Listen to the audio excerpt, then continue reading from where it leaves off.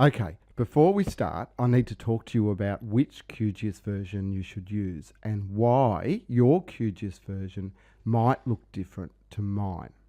So, which QGIS version should you use? Never install the latest release, e.g. for new users version. It is the nightly build of the upcoming point release.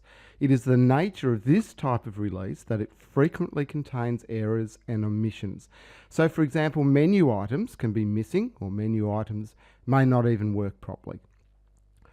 Always use the long-term release for, e.g. for corporate users version. It has been checked for errors, omissions, and is deemed suitable for release into corporate environments. It is the version I always use and always seems to be a few versions behind the latest release, but it is the stable release. As an aside, I have found the 32-bit version to be more reliable than the 64-bit version. So why does your QGIS interface look different to mine? You will find that the QGIS interface looks different from installation to installation. I have found that sometimes this is because QGIS picks up the way previous QGIS installations were configured, and sometimes it looks different simply because the default installation is different. The QGIS interface in my tutorials looks like this, but on your system it might look like any of these examples. Now there are a couple of things you need to know about the QGIS interface. Panels. For many of you, the main reason your version of QGIS appears to be different to mine is because you have different panels enabled than I have. Your version might look like this, while mine looks like this. I only have the Layers panel active because I felt that the other panels took up too much screen real estate. Toolbars.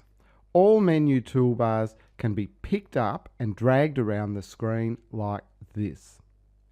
That means that menus can sometimes be in different places than you expect, and so they can be difficult to find.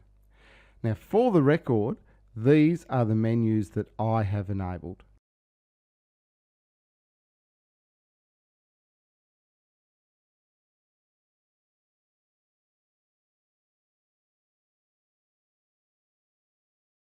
Configuring your menus.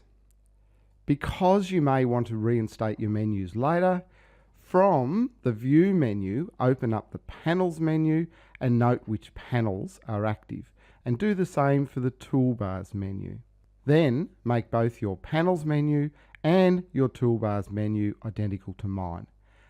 Finally, drag your toolbars to be in the same position as mine. Done.